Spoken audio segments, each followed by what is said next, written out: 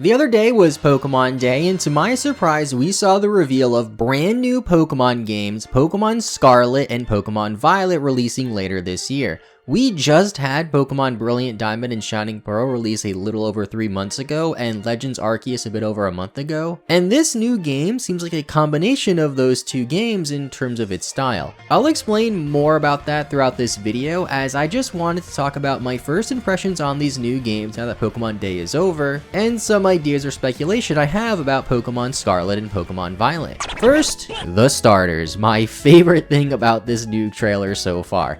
We have my favorite starter, Quaxly. This is a water-type duck Pokemon, and Fuecoco, this fire-type dragon, or is it a crocodile like Totodile? It kind of looks like an apple a little bit too, or maybe a tomato.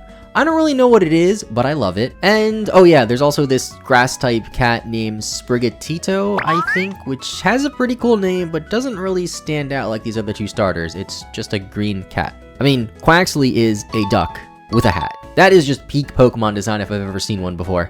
I hope this Pokemon evolves into a pirate Pokemon, perhaps being part ghost type or something, since I get pirate vibes from it. Maybe a sailor at the very least, but I still like it. It is described as the earnest and tidy duckling Pokemon, and don't pirates and sailors like being tidy or something like that? Then there's Fuecoco, which has an awesome name that is a blend between the words fuego, the Spanish name for fire, and coco, which I guess is just the English word for cocoa. It could also perhaps be alluding to crocodile with the cocoa part, but I don't know yet. Then Sprigatito is a cat. It's pretty cute, don't get me wrong, but there's really nothing too special or unique. The gatito part is possibly based off of gato, which is the Spanish word for cat, and sprig could be a play on the word spring, which has to do with nature and kind of ties into grass types, I guess. Now, according to Bulbapedia and also the Pokemon website, Fuecoco is possibly based on a crocodile, and I can see it possibly evolving into some sort of tree if it's supposed to be based on an apple.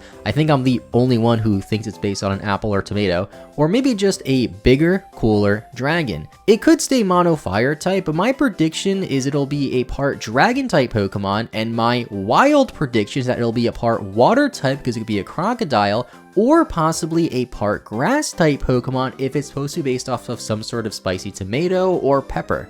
We don't have any fire and grass type Pokemon as of right now, and I think that's a really cool type combination. The pepper part would make sense because the region is supposed to be based off of Spain. We don't know the name of the region yet, and the biggest clues for this are the giant map of Spain showed on the wall in the trailer, and let's be fair and also include Portugal, since Portugal is also shown and is very close to Spain. It could also take inspiration from other countries too. There was some people speculating originally that it was based off of Italy or more of Southern Europe, and that just makes my theory of Fuecoco being a tomato a bit more plausible because Italy loves their tomatoes, and so do I. There's just so much you can do with tomatoes. As for the cat, this can go any way. I could see it being some sort of forest cat Pokemon, kind of looking a bit like Liepard. But based on its design alone, they could pretty much do anything with this cat Pokemon. It's just a simple, small cat. And sort of like Litten before it, its early base form really didn't have much of a clue that its final form would be part dark type and also a wrestler. The names, Pokemon Scarlet and Pokemon Violet, also caught me by surprise. Similar names have been trademarked for quite a while, like Pokemon Purple, and this is the first time a Pokemon game is named after a color since Pokemon Black and White 2, and if you don't count Black and White as colors, then this is the first time a Pokemon game is named after a color since Fire Red and Leaf Green. Scarlet is a shade of red and Violet is a shade of blue. So since this is a new main series game, I think it's safe to assume it'll have its fair share of Generation 1 callbacks with the relations it has to Red and Blue.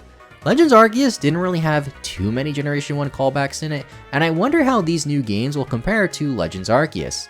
From the trailer, as well as some information on the Pokemon website and Bulbapedia about Pokemon Scarlet and Pokemon Violet, it seems like it'll be a blend between Pokemon Legends Arceus and more traditional Pokemon games like Brilliant Diamond or Sword and Shield. I wonder what that means for the catching mechanic. Will it be like Sword and Shield, where you see the Pokemon in the overworld, engage in battle with them, then throw Pokeballs, or perhaps like Legends Arceus, where you could just throw Pokeballs in the overworld, which was really neat. The official Twitter account did tweet saying that this game will be an open world Pokemon game, and Legends Arceus is sort of open world, but one thing I didn't really like about Legends Arceus was that there was really only one town in the whole game, the Jubilife Village, and you couldn't just walk between each area of the game like you can in regular Pokemon games, as in more traditional Pokemon games, walking between routes and towns is rather seamless, while having these load screens in Legends Arceus broke a little bit of the immersion. It's not a huge deal, and seeing as Legends Arceus has been one of the best received Pokemon games since probably the release of Sun and Moon in 2016,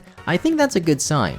These games and the starter Pokemon also broke the theory of the fire starter Pokemon all being based off the Chinese zodiac, since if you look at Fuecoco again, it doesn't really fit in anywhere. I guess you can make arguments for it being the dragon over Charmander, but then where would Charmander go? And then this also assumes Fennekin is a dog when it's really a fox, so there's some discrepancies there, but I think it's safe to say that that theory was just a theory. Now, if you don't know, the Pokemon logos in Japanese and Korean as well just look way cooler than the English and European counterparts. Compare the English logo of Pokemon Violet to the Japanese one, for example, and you'll also notice this green gem in the logo that's shining.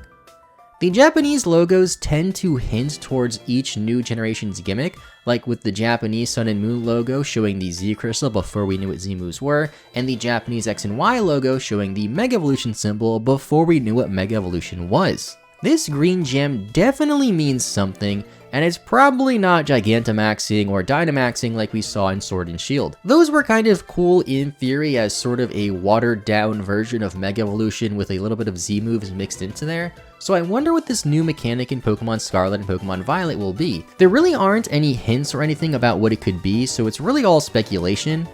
And I can't think of how the region being based in Spain could possibly relate to this in some way. Then again, how does France relate to Mega Evolution with X and Y?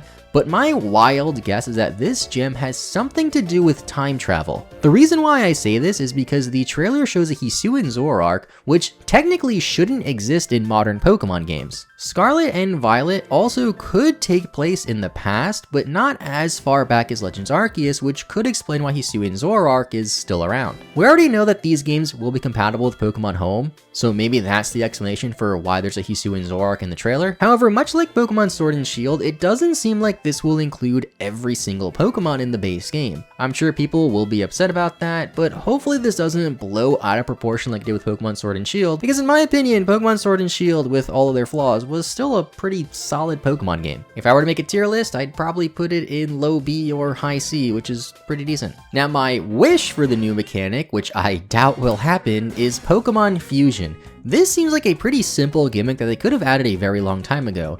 I know we sort of had Pokemon Fusion with the Kyurem forms and the Necrozma forms, and to a lesser extent with Ash Greninja, but I think it's time to explore Pokemon Fusions a bit more. This can easily tie in with the Professor and the evil teams wanting to fuse legendary Pokemon or something, so hopefully we see that one day, and hopefully the next trailer at least shows the Professor or the evil team. I would definitely like an evil team more akin to the older evil teams like Team Rocket or Team Galactic, as really since Team Skull and Sun and Moon, the evil teams haven't really been that evil. As for trainers, they look pretty young. They remind me of the Pokemon Sun and Moon characters, and they even wear the same outfits in each game, as each version just has different colors. This looks like it could be a school uniform or something, and we don't even know their names yet. If it is a school uniform, I don't think that would make too much sense, since how would you travel across the region if you were also going to school, unless you were part of some traveling school that went on a lot of field trips? Or maybe I'm just overthinking it and it's just a simple outfit that they're both wearing. In terms of the graphics, it looks more like Pokemon Sword and Shield than it does Legends Arceus to me. They aren't amazing graphics by any means, but some instances do look better than others. This field looks pretty cool, and this Magnemite has way more detail, which I'm sure you've noticed too, but then there's other shots that don't look that great. Now, this is still a super early trailer, of course, and the gameplay isn't final. I'm sure you're tired of hearing that, and we did watch it through a video, so much like with Pokemon Sword and Shield trailers, I'm sure the final product will look a bit better than the first trailer we ever saw. Also, keep in mind that watching this gameplay trailer on your 6-year-old iPhone in 480p with dodgy internet won't look as good as the actual game does on console. In the end, I am very excited for these new Pokemon games. I really didn't expect another game to come out this year, which does raise some concerns on if this game will be rushed or not, but it has been 3 years since the last new generation Pokemon game in Sword and Shield. We still don't know very much about this game at all, and Pokemon Brilliant Diamond and Shining Pearl were made by an outside company, not Game Freak, so hopefully things will be good and they have enough time to work on it. If Legends Arceus is any indication, then I'm sure this game will be pretty good, and I have a feeling that I will like this game more than Legends Arceus personally, since I love exploring towns in Pokemon games.